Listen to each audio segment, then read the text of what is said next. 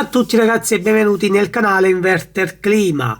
Sul banco abbiamo una scheda, una PCB, unità interna Hisense, motorino fan interno, display e adesso andiamo a vedere il problema di questa scheda, che è il classico. Ma prima vi faccio vedere un piccolo video in cui faccio vedere il difetto che fa. Non è questo il modello, nel video vedrete un altro modello, ma il problema è lo stesso, è sempre Hisense.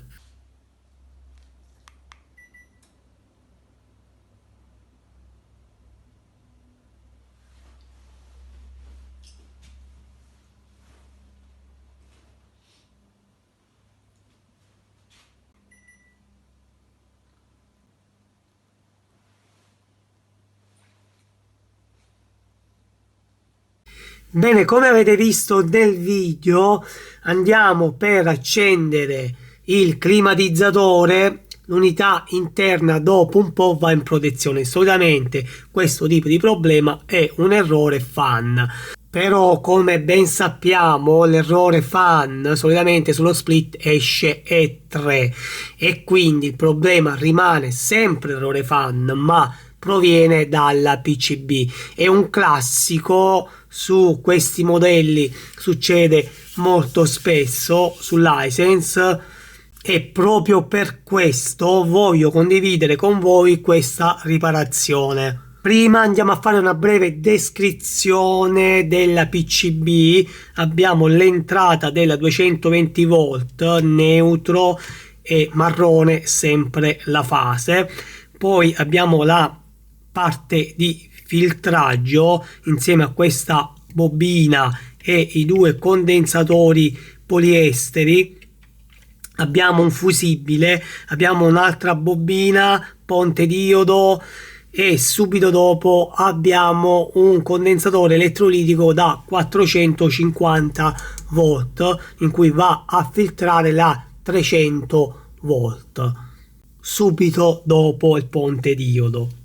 Abbiamo un alimentatore switching qui dove vedete questo integrato serve per switchare. All'interno c'è un MOSFET in cui switch ad alta frequenza, crea un campo magnetico sul trasformatore e sui diodi Schottky, che sono dei diodi ultra veloce, abbiamo il secondario in cui va poi a raddrizzare la tensione in uscita. Questo integrato è un TNI 277PN, importante perché questi qua molto spesso esplodono proprio per il fatto che funzionano ad alta frequenza.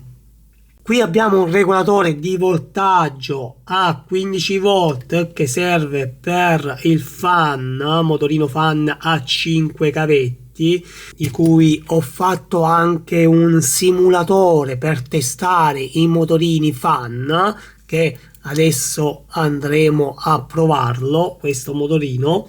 Abbiamo 3 fotoaccoppiatori che servono per interagire motorino fan e microcontrollore. Abbiamo altri 2 fotoaccoppiatori da questo lato per la comunicazione tra unità interna, unità esterna, un buzz, un EPROM, un ULN 2003 per i motorini passi per il flap del climatizzatore, 2 sonde di cui una è presente e l'altra manca, la classica sonda della temperatura ambiente e la classica sonda della temperatura refrigerante. Dalla parte di sotto abbiamo il microcontrollore. Bene, andiamo a vedere il problema di questa scheda che già vi ho accennato nel video. Ok, ho spento le luci in modo che possiamo vedere il display, do alimentazione e vado a mettere in modalità fan, solo fan, ok? Quindi do alimentazione, si è acceso il display,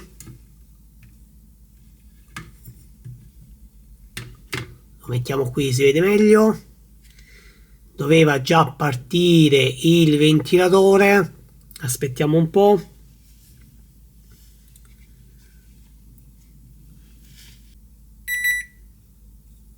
Ecco, come potete vedere si è spento e è andato in protezione. Ovviamente il test più banale che possiamo fare sul banco è quello di metterlo in fan, perché non abbiamo l'unità esterna. Adesso prendiamo il multimetro, lo mettiamo in DC, posizioniamo il puntale nero su GND e l'altro sul bianco, ci dovrebbe dare 15 volt. Do alimentazione, accendiamo, ok, display acceso, e possiamo vedere che abbiamo 2 volt, non abbiamo la 15 volt. Vi ho fatto un piccolo schemino giusto per farvi vedere sia dove sta il problema e sia come funziona il motorino brushless.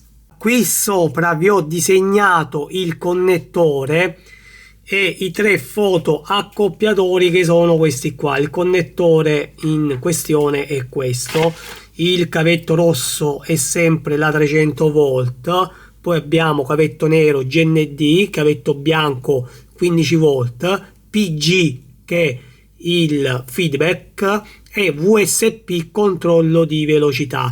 Su questo motorino, su questo connettore, il cavetto PG e VSP sono al contrario, cioè in poche parole il controllo di velocità, che solitamente si trova al penultimo, in questo caso si trova all'ultima posizione, mentre invece il feedback alla penultima posizione. Il cavetto blu, questo qua, è il feedback e come ho detto prima di solito si trova all'ultima posizione, ma non è un problema. Adesso prendiamo il simulatore e vi faccio vedere come interscambiare i 2 pin. Tra l'altro, per riconoscere questo potete fare riferimento sul diagramma del motorino che riporta il motorino. Quindi qui potete vedere che c'è scritto VIN, GND, VCC, PG che è il feedback e VSP all'ultima posizione, controllo di velocità. Adesso vado a prendere il simulatore da me costruito, c'è il video nel canale, la spiegazione come funziona. Vado a prendere il connettore e vado a interscambiare questi 2 cavetti.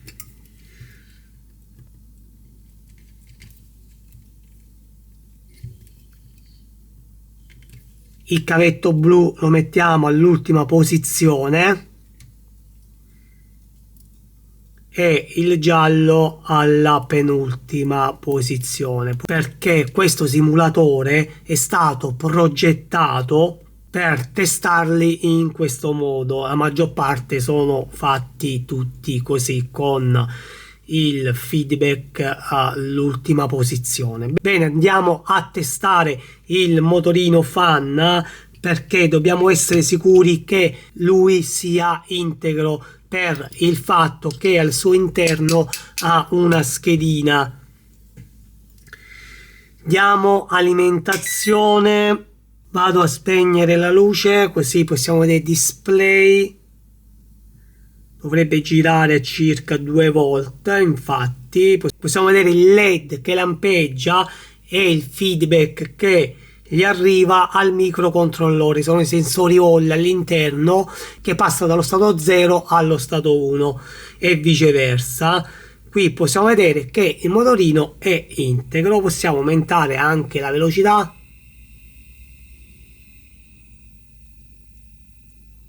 Tra l'altro poi questo motorino è stato comprato nuovo. Togliamo alimentazione. Avevamo già visto che il problema è sulla 15 volt, però testare il motorino è importante perché la PCB potrebbe danneggiare anche il motorino che al suo interno ha una schedina. La PCB che testa i motorini brushless è stata costruita appositamente sia per testare i motorini interni che quelli esterni, come ho già detto, a 5 cavetti. Bene, arrivo subito al dunque del problema. Il problema sta su questo transistor qui. Questo transistor ve lo faccio vedere sullo schemino che vi ho preparato. Questo è un transistor PNP in cui tramite questo fotoaccoppiatore, il B202, che è questo qua, arriva una tensione di 2,2 volt, fa in modo che viene alimentata la base, in modo che funge da interruttore e arrivi la 15 volt sul piedino del connettore. Questo transistor è guasto e adesso lo andiamo a testare. Tra l'altro questa scheda è stata già manomessa ma senza risultato. Eccolo qui, transistor, possiamo vedere che è in corto tra la base e l'emettitore. Poi qui abbiamo il collettore che va sulla 15 volt. Base ed emettitore sono in corto. In pratica questi due piedini sono in corto. Adesso andiamo a sostituire il transistor. Ripeto, è un transistor PNP.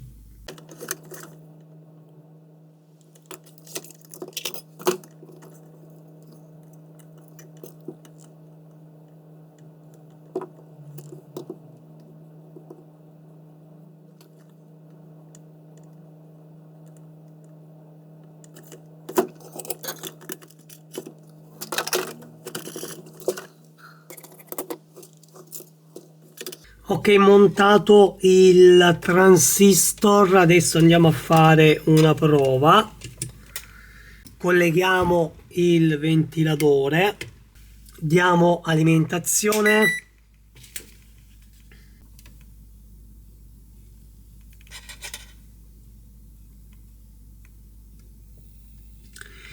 Ecco, possiamo constatare che abbiamo la 15 volt, il motorino è iniziato a girare.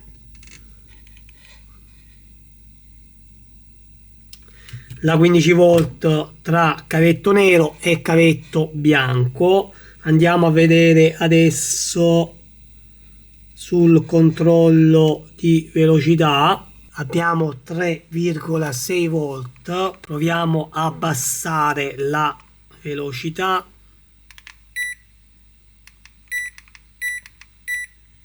Ok, portato la velocità al minimo e possiamo vedere che il voltaggio sul controllo velocità sta scendendo.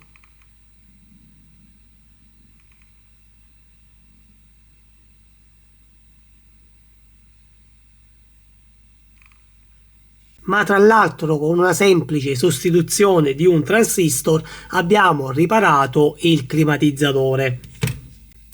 Bene, vado a spiegare un po' come funziona questo schemino che ho fatto. Questi di sopra ve l'ho già spiegati, i tre fotoaccoppiatori, il B202 che interagisce sul transistor, sulla base del transistor, in cui fa rilasciare la 15 volt sul connettore. Su questo fotoaccoppiatore dobbiamo trovare 1,2 volt, che in pratica adesso vi faccio vedere, quasi 1,2 volt, 1,17, quindi dovete trovare questo voltaggio, altrimenti la 15 volt non sarà presente sul connettore.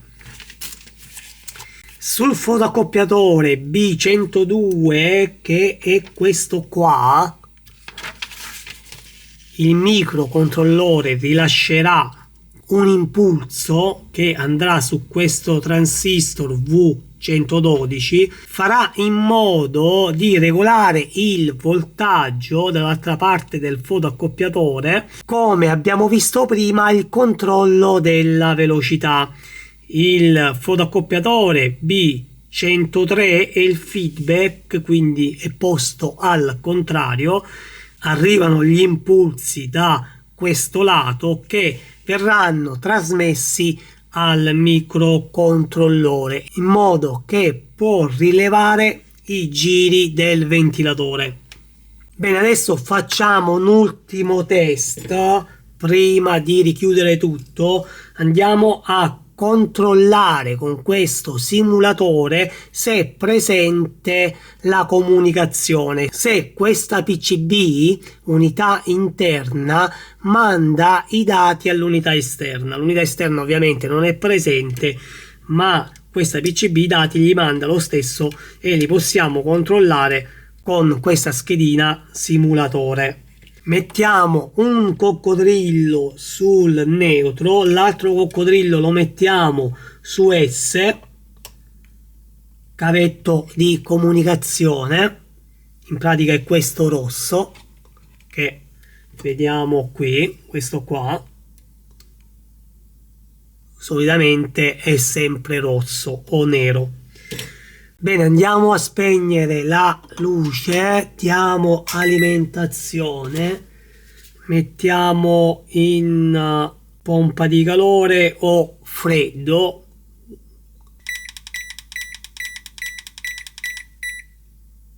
Possiamo vedere che il LED va a lampeggiare, lo faccio vedere. Guardate come lampeggia, significa che sta trasmettendo i pacchetti dati e quindi la comunicazione è presente.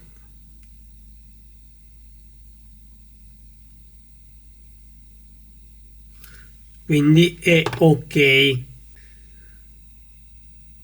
Bene ragazzi, questo video finisce qua. Mi raccomando, se vi è piaciuto il video iscrivetevi al canale, in questo modo contribuite a far crescere il canale per poter fare altri contenuti come questo.